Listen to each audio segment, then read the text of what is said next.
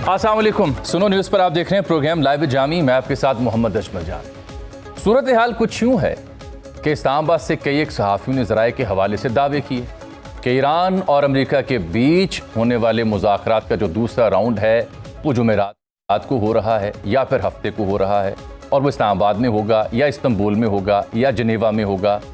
तो इस हवाले से ज़राए से चलने वाली लातादाद ख़बरें आज आपने सोशल मीडिया पर देखी होंगी, और उसमें फिर वॉल स्ट्रीट जर्नल हो, न्यूयॉर्क टाइम्स हो या दीगर मोतबर इदारे, बिलखुसूस आज रॉयटर्स और तुर्किया की जो एजेंसी है अनादोलू, उनकी ख़बरें हों, ये सब आपके सामने। हकीकत हाल ये है एक सहाफ़ी के तौर पर जो ख़बर हम आपको देना चाह रहे हैं, डॉट्स को कनेक्ट करके और कुछ मालूमात की बुनियाद पे, कि जैसे ही पहला राउंड ख़त्म हुआ तब आपसे अर्ज़ की थी कि नॉन इंक्लूसिव राउंड है, यानी ये एंड नहीं हुआ, नाकाम नहीं हुआ, ये मुकम्मल नहीं हो सका। फिर दूसरी खबर आपको दी थी कि बैकडोर डिप्लोमेसी जारी है सालिसीन के तवस्सुस से, बिलखुसूस पाकिस्तान के तवस्सुस से। खबर वो है जिसके दलाइल सामने हों। मिसाल के तौर पर ये जो हम बात कर रहे हैं कि बैकडोर डिप्लोमेसी जारी है, दूसरा राउंड होने वाला है, फरीकैन इसकी तायीद कर रहे हैं। मसला क्या है? दिन का और वेन्यू का। वेन्यू मोस्ट लाइकली इस्लामाबाद ही होगा। अब उसके हक़ में दलाइल पेश करते हैं। आप ये देखिए कि अमरीकी हुकाम की जानिब से अनलाइक जो प्रीवियस फ्यू वीक्स गुजरे जब जंग थी, धमकी आमेज़ लहजा, सिविलाइजेशन तबाह करने की धमकी, और हत्ता के गालम गलोच तक सूरत हाल चली गई थी अमरीकी सदर के ट्रूथ सोशल की पोस्ट के ऊपर। तो जब से पहला राउंड हुआ है उसके बाद ट्रंप सरकार का जो लबो लहजा है बिलखुसूस ईरानियन क़यादत के हवाले से वो मुख्तलिफ है। आपने हुर्मज़ की बंदिश ज़रूर की है लेकिन वहाँ पे कोई तसादुम नहीं पैदा हुआ, और मुज़ाकरात दूसरी सतह पर दूसरे राउंड तक जा रहे हैं, उसकी तायीद भी हो रही है। अब आ जाए ईरान के ऊपर। ईरानियन हुकाम इस्लामाबाद को प्रेफर कर रहे हैं, पाकिस्तान की तायीद कर रहे हैं, मुज़ाकरात के लिए तैयारी का इंदिया दे रहे हैं, लेकिन साथ आप ये भी देखिए कि इसका एक और सबूत यह है कि ईरानियन हुकाम इसी बीच 24 से 48 घंटों में वो कतर की जो वजारत ख़ारजा है, कतरी हुकाम, सऊदी अरब और ओमान, उनसे भी राब्ते में है। और तो और फ्रांसीसी सदर ने इन दोनों ममालिक यानी ईरान और अमेरिका से गुफ्तगू की और कहा कि मुज़ाकरात को बहाल करें फौरी तौर पर, आपने हुर्मज़ को खोलें। सऊदी अरब ने भी वॉल स्ट्रीट जर्नल के मुताबिक अमेरिका पर दबाव डाला है सिफारती तौर पर कि आपने हुर्मज़ की बंदिश खोल ली जाए क्योंकि उससे बहुत ज़्यादा नुकसान हो सकता है। इस बीच में ये जो जितनी पेशरफ्त है, खुलासा फिर ये निकला कि दूसरा राउंड होने जा रहा है और बहुत जल्द होने जा रहा है, मोस्ट लाइकली 21 अप्रैल से पहले। दिन और वेन्यू अभी डिसाइड होना है, दोनों ममालिक की तायद इसमें हासिल है। ये है खुलासा जो दिन भर आपने सुना। अब आज की डेवलपमेंट्स बड़ी अहम है कुछ। मसलन किसी और मुल्क ने इसराइल को लगाम डाली हो या ना डाली, इटली की प्राइम मिनिस्टर जो हैं जॉर्जिया मेलोनी, वो खड़ी हुई हैं और उन्होंने इसराइल के साथ जो अपना दिफाई मुआहदा था वो मुअत्तल कर दी, यकसर मुअत्तल कर दी। हालांकि ये बड़ा अहमियत का हामिल मुआहदा था क्योंकि इटली तीसरा बड़ा मुल्क है दिफाई साजो सामान और दिफाई मामलात के ऊपर इसराइल के साथ ताउन करने वाला। इसकी वजूहात भी बयान करेंगे और ये बहुत बड़ा सेटबैक है इसराइल के लिए। आइए प्रोग्राम का आगाज़ करते हैं। मेरे साथ आज बड़ा ही कम्पिटेंट पैनल मौजूद है। जनाब कमांडो रिटायर्ड खालिद चिश्ती साहब दिफाई तजिया निगार हैं, इंटरनेशनल अफेयर्स पर गहरी नज़र रखते हैं, बिलखुसूस जंगी सूरत हाल को बहुत करीब से देखते हैं, बीइंग एन एक्सपर्ट। मुझे ज्वाइन कर रखा है अनस मलिक साहब ने, very competent journalist, very sane voice. आपने मुज़ाकरात के दौरान देखा होगा, उन्होंने रिपोर्ट किया हमें भी, और ये ब्यूरो चीफ हैं एशिया 1 के भी, इंटरनेशनली भी अवेलेबल होते हैं, अपनी राय इज़हार करते हैं। और हमें ज्वाइन कर रखा है अहमद अल अरबी साहब ने, again yet another Sen voice, international affairs को बड़ी कुर्बत से देखते हैं, सूरत हाल से आगाह हैं, और वाशिंगटन भी आपको ले चलेंगे, वहाँ से हमें ज्वाइन करेंगे फैज़ रहमान साहब, चीफ वॉइस ऑफ अमेरिका के साथ वाबस्ता रहे हैं, बड़े सीनियर और कम्पिटेंट जर्नलिस्ट हैं। आप सबका बहुत बहुत शुक्रिया। अगर आप सब इजाज़त दें तो मैं सबसे पहले अनस के पास जाना चाह रहा हूँ, क्योंकि ये जो इस्लामाबाद में दूसरे राउंड की कहानी है और अनगिनत आज ज़राए जो बरामद हुए सोशल मीडिया पे, ज़रा उसका जायज़ा लेने की कोशिश कर रहा हूँ। अनस, मैंने बहुत लंबा तमहीद इसलिए बांधी कि नाज़रीन को थोड़ी उनकी वाक़फ़े हाल हो जाएं कि हो क्या रहा है। आप क्या तस्दीक कर सकते हैं अभी तक कि सिचुएशन कहाँ खड़ी है मुज़ाकरात के दूसरे राउंड के लिए? क्या वेन्यू इस्लामाबाद होगा या कोई और जगह? बहुत बहुत शुक्रिया जामी साहब for having me on the show once again. देखिए आज सुबह से या कल रात से ये कहमागोइयाँ चल रही थी कि इस्लामाबाद में शायद अगला राउंड जो है वो हो सकता है, और सबसे पहले इसकी बात जो है वो ईरानी सोर्सेज की तरफ से आई, लेकिन आज सुबह जब हमने इस बात की तस्दीक करने की कोशिश की तो मुझे ये पता चला कि 4 वेन्यूज़ जो हैं वो अंडर कंसिडरेशन है। वो 4 वेन्यूज कौन कौन से हैं, उसमें पहली नंबर पे रियाद है, दूसरे नंबर पर जो है वो जिनीवा है, तीसरे नंबर पर अंकारा और चौथे नंबर पर इस्लामाबाद है। ईरानी साइड जो है इस्लामाबाद आने पर बहुत ज्यादा कंफर्टेबल है, लेकिन अमरीकी साइड जो है वो लॉजिस्टिकल रीजंस की वजह से, और उनका ये मानना है कि इस क्योंकि प्रोसेस के अंदर सऊदी अरब, काहिरा, मिस्र और तुर्किया भी इसमें इन्वॉल्व हैं, तो इसलिए इस प्रोसेस में उनको भी थोड़ा सा शेयर देना चाहिए। और ये जो मुज़ाकरात का जो दूसरा द्वार है या दौर है, उसको शायद वहां पे ले जाया जाए, लेकिन ईरानी साइड ने इसको बहुत ज्यादा अपोज किया। और अब जब मैं आपसे बात कर रहा हूं तो इस वक्त तक सिर्फ अंकारा और इस्लामाबाद 2 बड़ी सीरियस वेन्यूज हैं जहां पर सेकेंड राउंड जो हो सकता है, लेकिन ये सेकेंड राउंड जो है ये वर्किंग लेवल के ऊपर होगा, जिसे कहते हैं ना वर्किंग लेवल मैकेनिज्म। ये शायद दूसरी तरफ से फॉरेन मिनिस्टर अराक्ची आ जाए ईरानी साइड से, और अमेरिकी साइड से स्टीव विटकॉफ आ जाए, और उसके नीचे फिर जो टेक्निकल टीम्स हैं, जो 3 टेक्निकल टीम्स बनी थी, जिसमें से एक पॉलिटिकल, एक सियासी टीम थी, दूसरी लीगल थी और तीसरी इकोनॉमिकल थी। ये 3 टेक्निकल टीम्स बैठेंगी और वो फिर मामलात को आगे लेके चलेंगी। बिल्कुल ठीक, बिल्कुल ठीक। तो यानी ये तो तस्दीक हो रही है ना कि सेकंड राउंड के लिए फुल मोशन में है चीजें, अनस?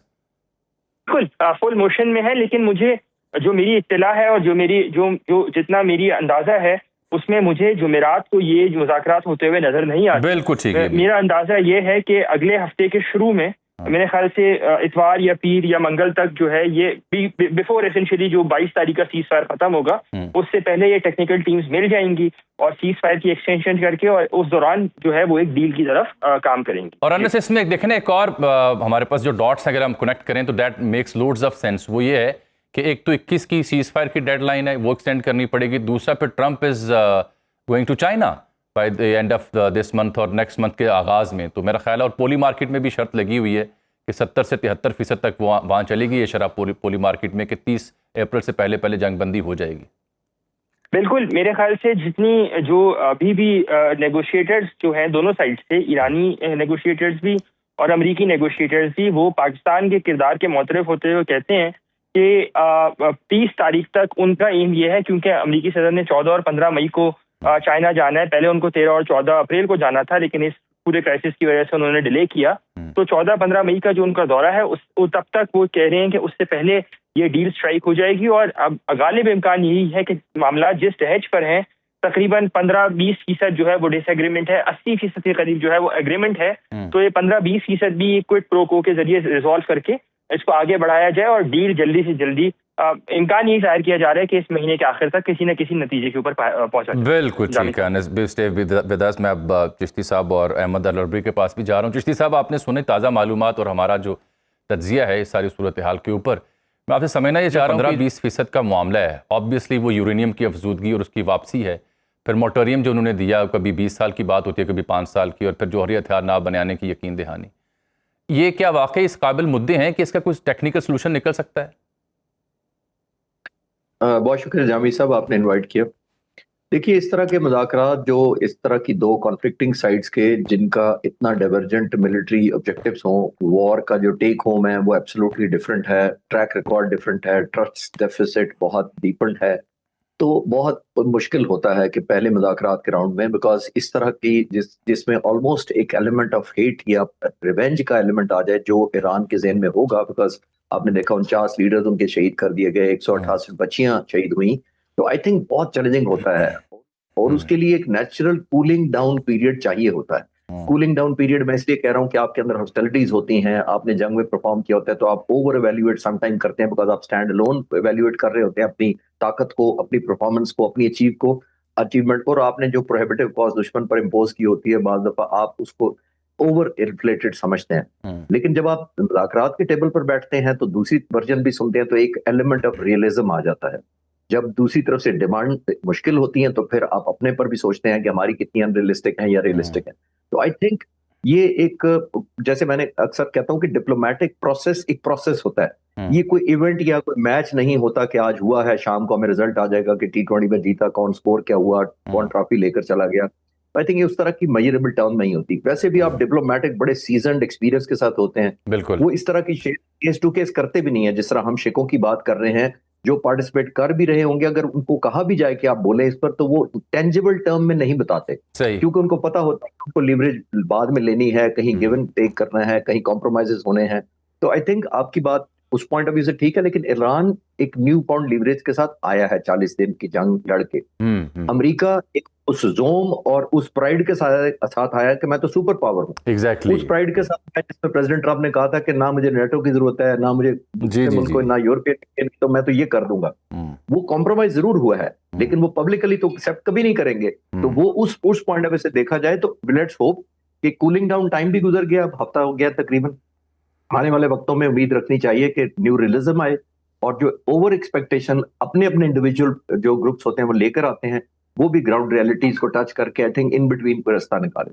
बिल्कुल ठीक। तुर्किया ने बड़ा जबरदस्त रद्द-ए-अमल दिया अभी तक, बट अब ये इटली वाली जो कहानी है, मैं तो इसे बड़ा अहम समझ रहा हूं कि अगर यूरोपीय ममालिक में से किसी को होश आ रही है, साथ आप स्पेन को भी देख लें, दीगर को भी देख लें, तो इटली ने जो दिफाई मुआहदा इसराइल के साथ मुकम्मल तौर पर खत्म कर दिया।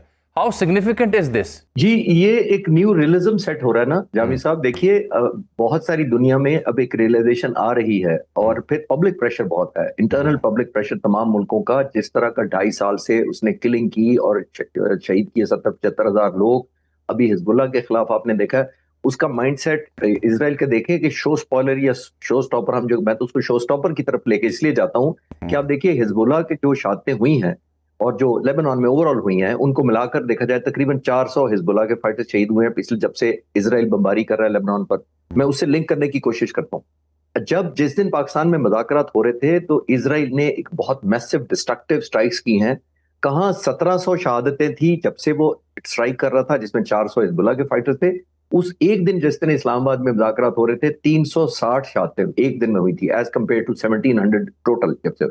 तो ये लेडर ऑफ एस्केलेशन इजराइल चाह रहा था, तो दुनिया मॉनिटर कर रही है कि कौन शो स्टॉपर है, कौन स्पॉइलर है।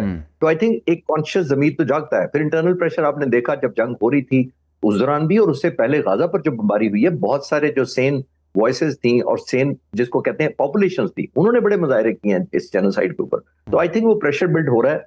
उसी को तुर्की ने बहुत जबरदस्त तरीके से लीड किया है, तैयब अर्दगान ने।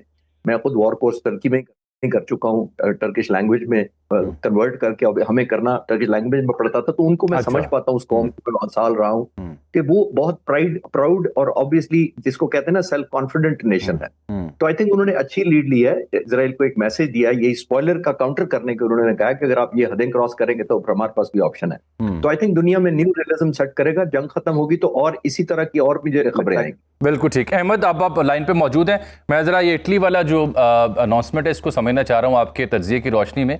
बिलखुसूस तुर्किया ने उससे पहले इसराइल को बड़ी तगड़ी जुबान में जवाब दिया था, अगर आप मुझे सुन पा रहे हैं। मैं वही अर्ज कर रहा हूं, तो उन्होंने अपनी एक स्ट्रेंथ का फॉल्स नैरेटिव क्रिएट किया था, इस वजह से लिहाजा हमारे लिए उसको इंडिपेंडेंटली एनालाइज करना बहुत डिफिकल्ट होता है। लेकिन रियलिटी ये है कि पिछले 3 सालों में 5% इसराइल छोड़ के जा चुके हैं। उनकी 60% जो टेक इंडस्ट्री है वो वापस यूरोप और यूएस में शिफ्ट हो रही है, और उनके अंदर पॉलिटिकल टर्मोइल इतना ज्यादा है कि किसी भी टाइम अगर ये जंग रुकती है तो नेतन्याहू को सजा होगी, और उस सजा होने के बाद उनको इक्तदार से हटा दिया जाएगा। उसी तरह इनकी जो इंटरनेशनल सपोर्ट है, फॉर एग्जाम्पल जो यूके की सपोर्ट है, जो यूएस की सपोर्ट है, वो डिमिनिश होती चली जा रही है। उसके अलावा यूरोप के अंदर जो इसराइली एलाइज से वो जो इन्होंने गाजा में जेनोसाइड किया है, उसके बाद से वो भी इसराइल के साथ खड़ा होना एक बर्डन फील कर रहे हैं। तो इस सारे कॉन्टेक्स्ट के अंदर इसराइल अपनी तारीख के कमजोर तरीन स्टेज से गुजर रहा है। दूसरी इंपॉर्टेंट बात, ये जो मुज़ाकरात इस वक्त हो रहे हैं ईरान और अमेरिका के दरमियान में इस जंग को रुकवाने के,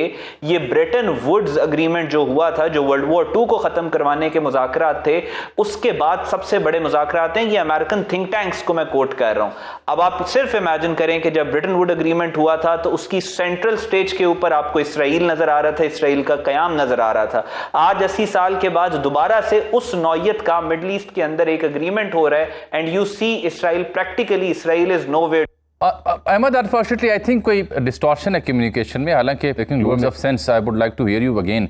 हमें ज्वाइन कर लिया साथ फैज़ रहमान साहब ने, सीनियर सहाफ़ी हैं, अमेरिका में तवील अरसे से वॉइस ऑफ अमेरिका और दीगर इदारों को रिप्रेजेंट करते रहे। उस्ताद मोहतरम, बहुत शुक्रिया, बहुत तवील अरसे के बाद आज आपकी ज़ियारत हो रही है और आज आपसे गुफ्तगू सुनने का मौका मिलेगा। अमेरिकी मीडिया तो बड़ा ओवरवेलमिंगली रिपोर्ट कर रहा है about some deal, some second round of dialogues Islamabad या किसी और जगह, और फिर लबो लहजा भी थोड़ा ठहरा ठहरा और बदला बदला सा है क्या रीडिंग है आपकी? देखिए, बहुत बहुत शुक्रिया जामी, आपके प्रोग्राम पे आपके इट्स एन ऑनर।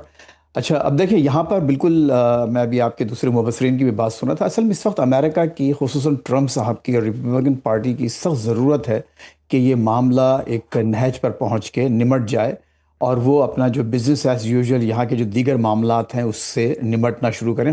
खुसूसन अभी जो तीन बड़े अहम वाक़यात हमारे सामने आ रहे हैं, एक तो प्रेसिडेंट ट्रंप बीजिंग जाने वाले हैं अगले महीने, फिर उसके बाद यहाँ पर आपको मालूम है सॉकर का वर्ल्ड कप शुरू हो रहा है, और फिर मिड टर्म इलेक्शंस हैं, फिर इसके अलावा दीगर बहुत जो डोमेस्टिक इश्यूज यहाँ पर बहुत ज़्यादा हैं।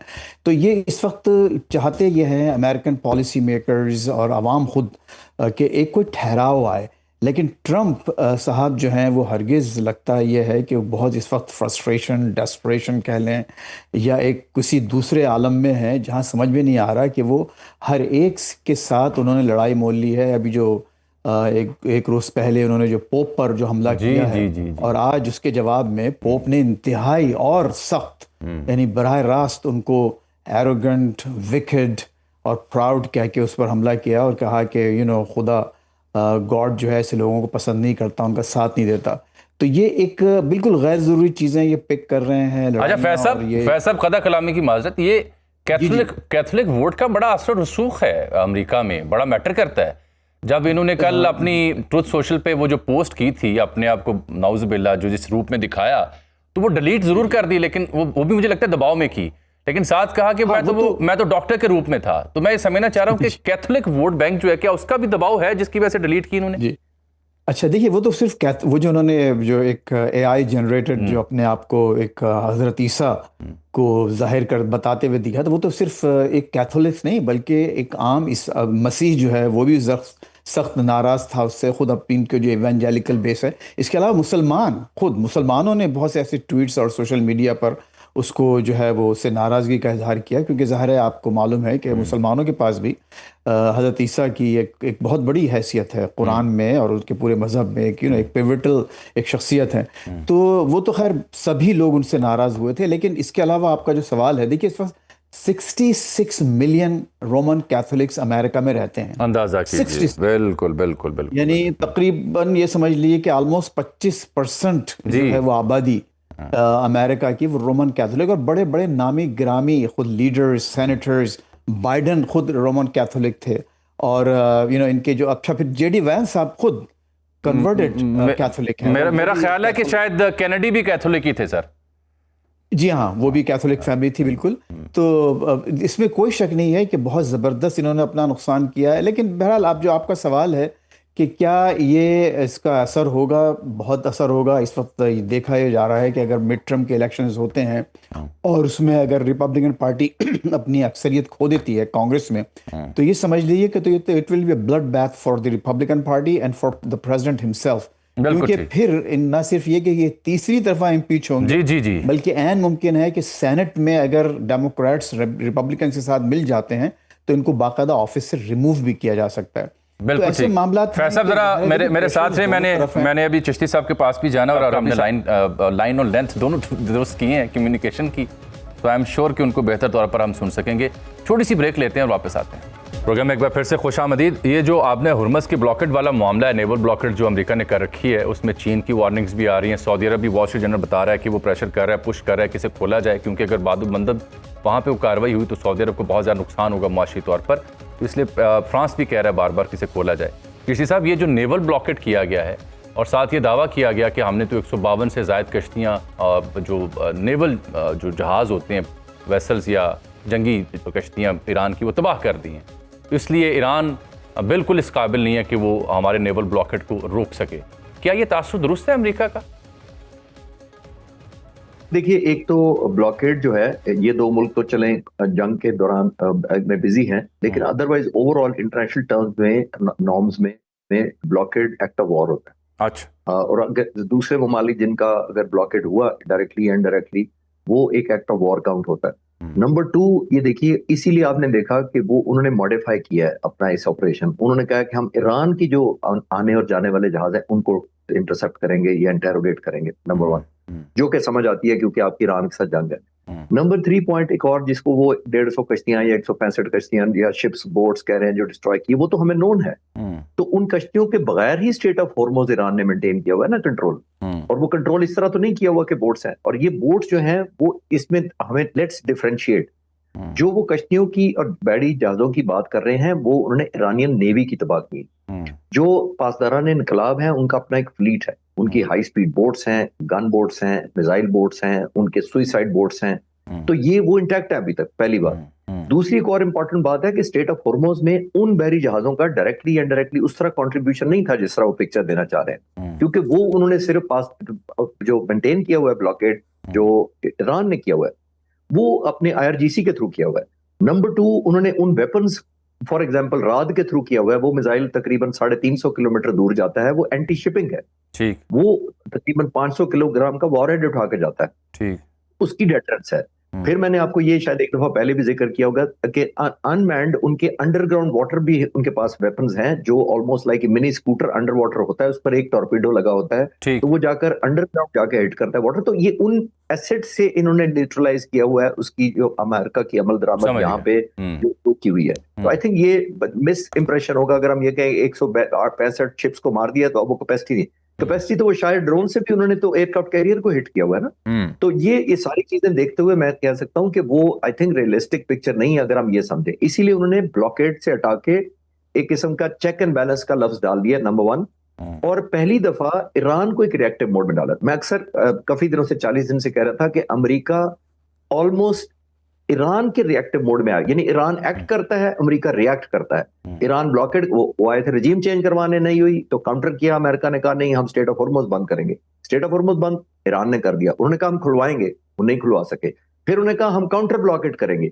तो ये होता है दूसरे एनिमी को, यानी ईरान ने इस वक्त अमेरिका को रिएक्शन मोड में डाल दिया है। जब आप दुश्मन को अपने डिसीजन मेकिंग के अंदर लूप के तौर पर वो आपको डालना शुरू कर दे तो ये आधी स्ट्रेटजी तो फेल हो जाती है। तो ये तो बहुत बड़ी स्ट्रेटेजिक कामयाबी है सर, ये तो फिर ईरान की।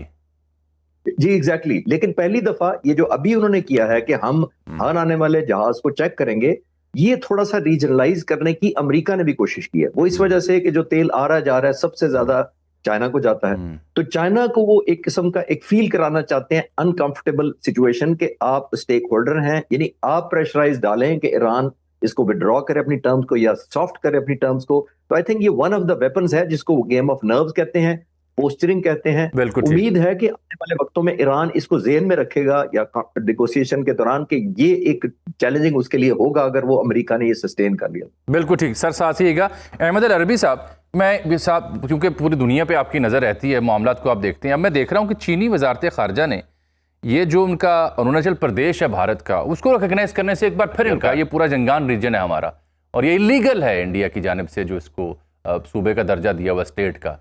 ये इस बीच जबकि दुनिया ईरान अमेरिका जंग में उलझी हुई है, उसको को हल ढूंढ रहे हैं, ये चीन की जानिब से ये स्टेटमेंट भारत के लिए ये क्यों अहम है और कितना बड़ा सेटबैक है ये फॉर इंडिया? जी देखें, ये बहुत इंपॉर्टेंट ये फ्लैश पॉइंट है। देखें दुनिया में जैसे एक इमर्जिंग मल्टीपोलैरिटी है और रीजनल और global framework, security frameworks change हो रहे हैं, उसमें इंडिया चाइना एक बहुत मेजर कॉन्फ्लिक्ट है। आपने अरुणाचल प्रदेश की बात की, अरुणाचल प्रदेश चाइना के लिए बहुत ज़्यादा इंपॉर्टेंट है और चाइना का दूसरा सबसे बड़ा सूबा है तिब्बत, और तिब्बत के अंदर जो सोरिश और वहाँ पे जो इंडिया का किरदार है वो पूरी दुनिया के सामने है। अब आप अगर पिछले 3 साल में ऑब्जर्व करें कि तिब्बत के वो एरियाज जहाँ पे सांस लेना भी मुश्किल है, ऑक्सीजन भी प्रॉपर नहीं आती, दुनिया के सबसे ज़्यादा वो ऊंचे प्लेटोज वहाँ पे मौजूद हैं जहाँ पे मूवेबिलिटी बहुत मुश्किल है, बर्फ़ और ये सारी जो चीज़ें हैं वो बहुत ज़्यादा टेरेन को डिफ़िकल्ट बना देती हैं। वहाँ पे पूरे चाइना में सबसे ज़्यादा अगर किसी सूबे स्टेट के अंदर चाइना अपनी मिलिट्री को इंस्टॉल कर रहा है और रोड्स बना रहा है तो वो सूबा है।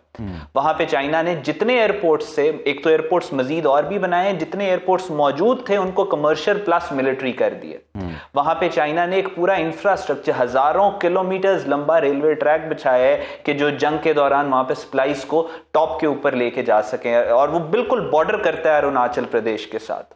सो यहाँ पे आपको जो भारत का, अखंड भारत का कॉन्सेप्ट, जो इन्होंने एक फिक्शनल कॉन्सेप्ट क्रिएट किया हुआ था, जिसके तहत ये अपने आप को ओवर स्ट्रेच कर रहे थे, पूरी दुनिया के सामने अपने आप को पोजीशन कर रहे थे as a counter balance to China, तो उस चक्कर में चाइना ने एक डिटरेंट क्रिएट किया है। अब चाइना को पता है कि इंडियंस एक ऐसी सिचुएशन में आ चुके हैं कि चाइना से रिलेटेड जो वो पॉलिसी है, ना उसको स्ट्रीमलाइन कर सकते हैं, ना एग्रेसिव कर सकते हैं, ना उसको रिएक्टिव कर सकते हैं। सो इस सारी सिचुएशन में चाइना अपने मेजर्स ले रहा है, और ये जो हिंदुत्व का प्लान और नैरेटिवाइजेशन इन्होंने हिंदुत्व को लेके की थी कि चाइना के भी इतने सूबों पे हम कब्जा करेंगे, नेपाल, भूटान, बांग्लादेश पे भी कब्जा करेंगे, खुदा ना खासा पाकिस्तान पे भी कब्जा करेंगे। सो वो सारा प्रैक्टिकल रियलिटी बन के रीजनल कंट्रीज के सामने आया है, और वो कंट्रीज अपने अपने मेजर्स ले रही हैं इंडिया को कंटेन करने के लिए। बिल्कुल ठीक। जिस साहब ये देखें ना कि अब ये वो मुल्क जो पाकिस्तान को डिप्लोमेटिकली आइसोलेट चाह रहा था, वो खुद कहाँ पे कॉर्नर हुआ पड़ा है, और उसका सबूत ये सामने भी, और चीन का जो बयान आना है वो भी बड़ा अहम है। लेकिन साथ हम देखते हैं कि मुसलसल जो पाकिस्तान का किरदार है उसकी अप्रिसिएशन हो रही है। जेडी वेंस मुखातिब हुए कल एक दो टीवी चैनल से, पाकिस्तान की अस्करी क़यादत, फील्ड मार्शल, प्राइम मिनिस्टर, उनका बहुत ही शानदार अल्फाज में जिक्र कर रहे हैं। ईरानियन उसकी तायद कर रहे हैं, सऊदी अरब, मिस्र, वो उसकी तायद कर रहे हैं। तो ये जो overwhelming appreciation of Pakistan political and military ranks specially coming from US, इसका क्या मतलब लिया जाए? देखिए, पिछले अप्रैल 1 साल पहले पूरे चले जाएं जब पहलगाम हुआ था, ऑलमोस्ट 12 महीने हो गए। तो उस वक्त क्या इंडिया ने अटेम्प्ट की थी, वो ये अटेम्प्ट की थी जब भावलपुर और बाकी जगहों पर हमला किया था कि हमला करने के बाद उन्होंने हमारी सॉवरेनिटी को ब्रीच किया, और जब हमने रिटेलिएट किया तो आपको याद होगा इंडियन प्राइम मिनिस्टर ने क्या कहा, उन्होंने कहा हमने तो इनको किया था, इन्होंने हम ही पर हमला कर दिया। अपने पाकिस्तान को ये वैल्यू किया जा रहा था कि पाकिस्तान जैसी मुसल्लह अफवाज, खासतौर पर हमारी मिलिट्री जो बैटल टेस्टेड है, पाकिस्तान एयरफोर्स ऑलमोस्ट सोवियत वार लड़ चुकी है, हम कॉम्बैट प्रूवन एयरफोर्स थी, उसको चैलेंज किस अंडरस्टैंडिंग के तहत किया जा रहा था कि इसके लिए एक न्यू नॉर्मल बना दिया जाए पाकिस्तान के लिए। तो ये हम इस तरह उनकी नजर में इस रेलेवेंस का मुल्क था हमारा। तो हमने ना सिर्फ परफॉर्म किया अल्हम्दुलिल्लाह, कौम की तवक्कुआत को सुपरसीड किया। आपने देखा कि क्या परफॉर्म है, तो हम वहां से स्टेबलाइजिंग फोर्स हुए। हमारी दुनिया ने जाना कि हम इस रीजन के, जब तक पाकिस्तान को आप अकाउंट फॉर नहीं करेंगे तो यहाँ स्टेबलाइजेशन या अमन नहीं आ सकता। साल के अंदर वहां से लेके यहाँ तक हम एक ग्लोबलाइज एक ग्लोबल पावर, एक ऐसी अब समझे जा रहे हैं। पावर के मतलब ये है कि ऐसा मुल्क जो पीस लविंग है, एक पीस को इतनी कंट्रीब्यूशन कर सकता है, एक एनहांस रेलेवेंस हुई है। और प्राइम मिनिस्टर मोदी के बारे में तो मैं यही कहता हूं कि उन्होंने 1 साल में 2 दफा गलत बस पे बैठ गए। एक दफा मई 2025 में, और अभी 26 फरवरी को जब तल अवीव चले गए थे, जब उन्होंने कहा था कि आप जनाब फादर स्टेट हैं, हम मदर स्टेट हैं। फिर उन्होंने कहा, नेतन्याहू को कहा कि आपकी पेन हमारी पेन है। तो जब आप नेतन्याहू को कहेंगे कि आपकी पेन हमारी पेन है, तो जिसको नेतन्याहू ने पेन कॉज किया, फलस्तीनी, उनकी पेन तो फिर आपकी पेन नहीं है। तो फिर जब आप एक पेन चूज करेंगे, और ऐसी पेन जो फिर दुनिया ने देखा कि फिर मोदी साहब का अपना क्या पॉलिटिकल हुआ, इतना दुनिया में क्रिटिसाइज हो रही है, एंड पिछले 2.5 सालों में कितने सरबराहान या वज़ीर आज़म तल अवीव गए हैं। तो आई थिंक मिस टाइम किया कंप्लीटली उन्होंने। हम अल्हम्दुलिल्लाह रेलेवेंट हो चुके हैं। अभी जो दूसरा राउंड टॉक के जिसकी तरफ आप इशारा कर रहे थे, ये अल्हम्दुलिल्लाह ईरान का कंफर्ट लेवल देखें तो वो प्रेफर कर रहे हैं अभी भी इस्लामाबाद। जी बिल्कुल बिल्कुल। तो इस रोशनी में मेरा ख्याल है कि बहुत प्राइड की बात है, जितनी हमने केयर किया, हॉस्पिटैलिटी की, और अदरवाइज जैसे मैंने कहा, एक चैलेंजिंग सिचुएशन के अंदर अमेरिका जैसी सुपर पावर एंड ईरान के दरमियान में एक बैलेंसिंग एक्ट किया। यानी ये बड़ा एक चैलेंजिंग इसलिए था कि एक तरफ एक सुपर पावर है जिससे हमारे बड़े अच्छे ताल्लुकात हैं, दूसरी तरफ हमारा नेबर है, और ऑब्वियसली एक न्यू फाउंड रियलिज्म के साथ वो भी आया था। तो आई थिंक ये किसी भी दुनिया में, मोस्टली दुनिया में अप्रिशिएट हो रहा है, सिवाय 1 या 2 मुल्कों के। बिल्कुल ठीक कह रहे हैं। अच्छा अहमद अल अरबी साहब, ये जो दोनों मुल्क बैलेंस करके पीस डायलॉग इनिशिएट किया, उससे पहले सीज फायर करवाई, और अब दूसरा राउंड भी होने वाला है, बहुत चांसेस हैं। इस बीच में ये तासुर जो पाकिस्तान का डिप्लोमेटिकली खुल के सामने आया, नेट स्टेबलाइजर, ये पाकिस्तान को आने वाले दिनों में क्या फवायद देगा? हमें दुनिया कैसे अब डील करेगी? जी देखें, इसमें जो पाकिस्तान ने आप एक पॉसिबल रीजनल और ग्लोबल वॉर जिसका कहा जा रहा था, दुनिया के थिंकर्स जिसको कह रहे थे कि इस जंग में पूरा पोटेंशियल है वर्ल्ड वॉर 3 बनने का, उस जंग में जिसमें पूरी दुनिया का स्टेक इन्वॉल्व है, यानी पाकिस्तान या साउथ एशिया से लेकर ऑस्ट्रेलिया तक लोग इससे इफेक्ट हुए हैं। दुनिया का कोई ऐसा खित्ता नहीं है जो इस जंग से इफेक्टेड नहीं है। एक ऐसी जंग जिसके ग्लोबल इम्प्लीकेशंस हैं, उसमें सीज फायर करवाने के लिए आप ये ओवरनाइट आप अपने आप को बिल्डअप नहीं कर सकते।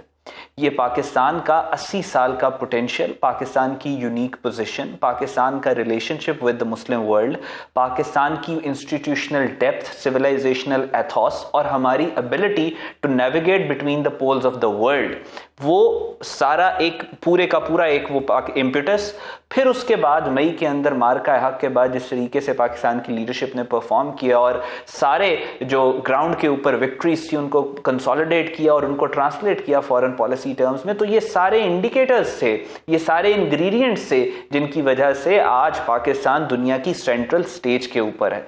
पाकिस्तान का बड़ा यूनिक प्रिंसिपल है, आमतौर पर क्योंकि मैं इंटरनेशनल रिलेशन का स्टूडेंट हूं, यूनिक इस वजह से क्योंकि इंटरनेशनल सिस्टम जो है वो इंटरेस्ट के ऊपर ऑपरेट करता है। पाकिस्तान का जो अपना इंटरेस्ट है वो इन लाइन और इन सिंक आ जाता है रीजन के पूरे इंटरेस्ट के साथ। तो ये बड़ी यूनिक पोजीशन होती है कि पाकिस्तान जब ये कहता है कि हमारा मोटिव है कि peace within and peace without, के पाकिस्तान के अंदर पीस तभी आएगा जब रीजन में पीस होगा और पाकिस्तान में पीस होगा तो रीजन में पीस होगा। बड़ी यूनिक पोजीशन पाकिस्तान। मुस्लिम वर्ल्ड के अंदर आपस में जो ममालिक के आपस में इख्तलाफात अपनी जगह पे, लेकिन पाकिस्तान को लेकर सबका कंसेंसस है। चाइना अमेरिका के इख्तलाफ अपनी जगह, लेकिन पाकिस्तान के साथ दोनों कंफर्टेबल है। सो ये बहुत यूनिक पोजीशन है जिसमें पाकिस्तान है और नियर फ्यूचर में और लॉन्ग टर्म तक आई सी के Pakistan will become a net stabiliser and net security provider. आगे आने वाले सालों में, दिहाइयों में पाकिस्तान बहुत ज्यादा लाइमलाइट और सेंटर स्टेज एंजॉय करेगा ग्लोबल चेस बोर्ड पे। बिल्कुल ठीक है। मेरे साथ अहमद साहब रहिएगा। चिश्ती साहब, छोटी सी ब्रेक ले रहा हूँ, दो सवाल आपके लिए मजीद बाकी हैं। एक छोटी सी ब्रेक के बाद वापस आते हैं कि आखिर अंजाम क्या होगा, मुआहिदा ऐसा क्या हो कि जो ईरान और अमेरिका दोनों के लिए काबिल कबूल हो। एक ब्रेक के बाद प्रोग्राम में एक बार फिर से आपको खुशामदीद कहते हैं। जनाब खालिद चिश्ती साहब तशरीफ़ रखते हैं। चिश्ती साहब, मैं समझना ये चाह रहा हूँ, जो ब्रेक के बाद भी सवाल हमने रखा कि ऐसा क्या मुमकिना हल हो सकता है जो फ़रीक़ैन को काबिल कबूल हो कि ईरान के पास भी कुछ हो अपनी आवाम को देने के लिए और अमेरिका भी कहे कि हमने कुछ मकासद हासिल किए हैं। ऐसी क्या इक्वेशन हो सकती है आपकी नज़र? देखिए, बड़ा मुश्किल है जब तक ये ना अंडरस्टैंडिंग हमारी क्लियर हो कि कहाँ तक ईरान कॉम्प्रोमाइज करने को तैयार है। बट अपरेंटली आई थिंक सबसे जस्टिफाइड जो है उनकी समझता हूँ जो क्लॉज है वो ये है कि वेरीफाइबल या अश्योर्ड किस्म की एक मैकेनिज्म होना चाहिए कि कोई अमेरिका या कोई और मुल्क चंद दिनों में, चंद महीनों में दोबारा हमलावर ना हो। ये जो बड़ी लॉजिकल बात है, क्योंकि आप याद करें कि 2025 जून में अमेरिकन प्रेसिडेंट ने कहा था कि हमने उनके न्यूक्लियर प्रोग्राम को ऑब्लिटरेट कर दिया। जी। तो ऑब्लिटरेट को उर्दू में कहते हैं सफाए हस्ती से मिटा देना, नामो निशान खत्म कर देना। अगर नामो निशान अमेरिकन प्रेसिडेंट ने खत्म कर दिया था, जो कि मैंने उस वक्त भी नहीं माना था, जून में जब मेरे से पूछा गया था मुख्तलिफ चैनल्स पर, तो मैंने कहा था कि ऑब्लिटरेट करना बहुत मुश्किल इसलिए है कि ईरान को डे वन से ना सिर्फ अपने नॉर्मल मिलिट्री इंस्टॉलेशंस का पता है, बल्कि न्यूक्लियर का तो बहुत ही ज्यादा उनको कॉन्शियस है कि हम पर हमले होने हैं, सुपर पावर अमेरिका ने करने हैं, हवा से करने हैं, जमीन से नहीं करने हैं। ये जो हमारा न्यूक्लियर प्लांट है, ये तोपों के गोलों से नहीं तबाह किया जाएगा, ये हवा से B-2 बॉम्बर और डेगो गार्शिया से बैंकर बस्टर आएंगे। तो उनको डे वन पे पता था और मैंने उससे कहा था, मैंने उनका जितना इंफ्रास्ट्रक्चर पहले से स्टडी कर रहा था कि ये नहीं तबाह हो सकता इस डिग्री करके इसको ऑब्लिटरेट कहा जा सके, नंबर वन। नंबर टू, 7 महीने बाद वो बात सच साबित हुई कि अमेरिकन प्रेसिडेंट ने अगर ऑब्लिटरेट कर दिया था तो कौन सी दुनिया का मुल्क है जो 7 महीने में कम बैक करेगा। तो आई थिंक उसको हायर डिग्री ऑफ एश्योरेंस चाहिए ईरान को, जो बिल्कुल जस्टिफाइड है। हाँ, जहां तक मुझे लगता है कि न्यूक्लियर प्रोग्राम की एनरिचमेंट वो पॉज करने को तैयार हैं, जो कि लॉजिकल है बात, और लेकिन टाइम ड्यूरेशन मेरा ख्याल है फर्क आ रहा है। ज्यादातर वो 20 साल कह रहे हैं, वो 5 साल कह रहे हैं, लेकिन इजराइल स्पॉइलर जो है सबसे ज्यादा उसका स्टेक इस पे है कि जितने इनकी मिसाइल टेक्नोलॉजी है जो बहुत उन्होंने एडवांस की है इस दफा, इवन एज कंपेयर टू मई जून 2025 से कहीं ज्यादा एडवांस उन्होंने कर लिया है।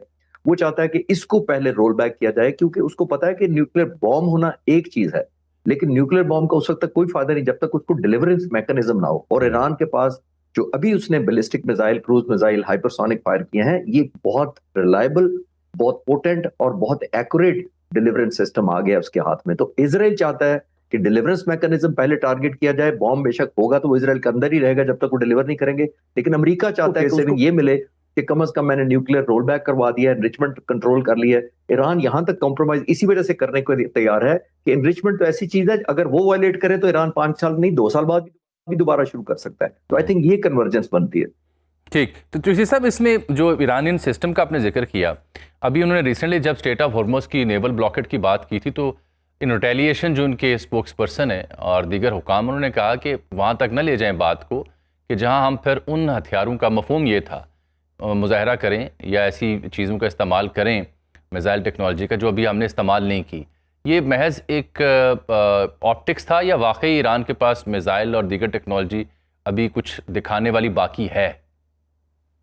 जो मीडिया रिपोर्ट है जामी साहब, और जाहिर है वेरीफाइबल तो नहीं होता, ईरान को तो कोई अपनी कैपेबिलिटी नहीं बताता, अनलेस वो अनलीश करे या अनफोल्ड करे तो फिर हमें पता लगता है कि वो ये कर रहा है। जैसे उसने हाइपरसोनिक का अनलीश किया, वो पहले लोगों को नहीं एक्सपेक्टेड था, वो समझ रहे थे कि नोवा बैलिस्टिक मिसाइल और क्रूज मिसाइल है उसके पास।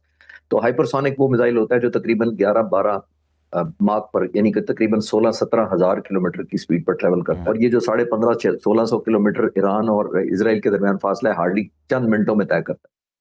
तो मैंने भी मीडिया रिपोर्ट के तहत सुना है कि उसने जो नॉर्थ कोरिया उससे कुछ आईसीबीएम्स लिए हैं, intercontinental ballistic missile. Intercontinental ballistic missile आमतौर पर होता है जो 5000 और 6000 किलोमीटर से ज्यादा की रेंज रखता है। ठीक। और अगर वो आईसीबीएम 12-14 हजार किलोमीटर तक भी जाते हैं, जिसका मतलब है ग्लोब पूरी कवर करते हैं, जिसका मतलब है अगर इसराइल ने ये ले लिए हैं तो फिर वो अमेरिका की डायरेक्ट सॉइल को थ्रेट करने की पोजीशन में होगा अगर उसने ले लिया है। जो कि कुछ मीडिया ईरान के अंदर से, मेरी कुछ जर्नलिस्ट में एक दफा टेलीविजन पर था, उनके साथ उन्होंने कंफर्म किया कि नहीं, आईसीएम इनको मिल गए हैं। नंबर का फर्क है, 50 है या 60 है या कितने हैं, वो डिबेट हो रही है। तो आई थिंक अगर वो हैं तो वो बहुत ज्यादा ऑफेंसिव पोस्टिंग ईरान को मिल चुकी है। अगर वो शो किया, अगर कोई टेस्ट फायर भी कर दिया तो आई थिंक बहुत ज्यादा टिल्ट होगी और लेडर ऑफ एस्केलेशन बहुत तेजी से ऊपर जाएगा।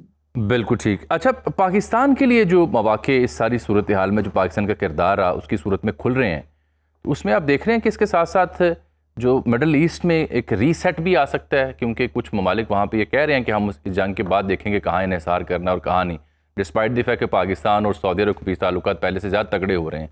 तो कोई रीसेट आपको दिखाई दे रहा है? मैं जब जंग शुरू हुई थी तो ईरान ने जब हमले किए थे नेबरिंग कंट्री मुसलमान मुल्कों पर, जीसीसी ममालिक पर, और जाहिर है उधर से उन्होंने नहीं रिटेलिएट किया था, लेकिन नुकसान हुआ था, अमेरिकी अड्डों पर हमला किया था, वो बंडन कर दिए गए थे। तो मैंने तो उस वक्त भी कहा था, मैंने कहा था उस वक्त जंग शुरू होने के फौरन बाद कि रियलाइजेशन शुरू हो गई है। इवन ऑलमोस्ट आज से कुछ 35 दिन पहले की बात कर रहा हूँ। तो मैंने कहा एक रियलाइजेशन आ जाती है जब इस तरह के बड़े डिसीजन लिए जाते हैं, वो रातों रात नहीं लिए जाते। एक रियलाइजेशन आई है कि ये एसेट्स जितने अमेरिकन बेसिस हैं या अलाइनमेंट जो उन बेसिस की जीसीसी ममालिक के अपने अपने कॉन्ट्रैक्ट्स हैं। अमेरिका के साथ जीसीसी ने मुज़ाकरा करके कोई अलायंस नहीं किया हुआ या मुआहदे नहीं किए हुए। हर जीसीसी के ममालिक ने जो 1981 से इकट्ठे हैं, लेकिन अमेरिका के साथ डील करते वक्त उन्होंने इंडिविजुअल डील्स की हुई है। तो ये रिव्यू उनको करना पड़ेगा, इसलिए कि उनको अब एहसास हुआ है कि हम इतनी फंडिंग भी कर रहे हैं, फिर अमेरिकन एसेट यहाँ पे हैं, वो लायबिलिटी ज्यादा है और एसेट कम है।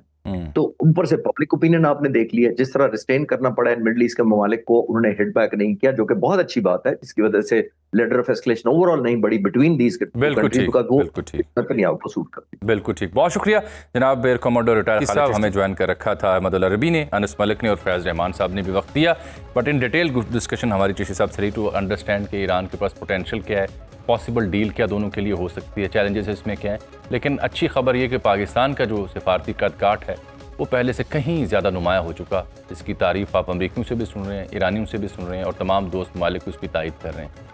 आज के लिए इतना ही। अब नज़र हमारी ये होगी कि डेट और वेन्यू क्या तय होता है दूसरे राउंड के मुज़ाकरे के लिए, जो कि उम्मीद है पाकिस्तान या इस्तांबुल में होगा। अल्लाह हाफ़िज़।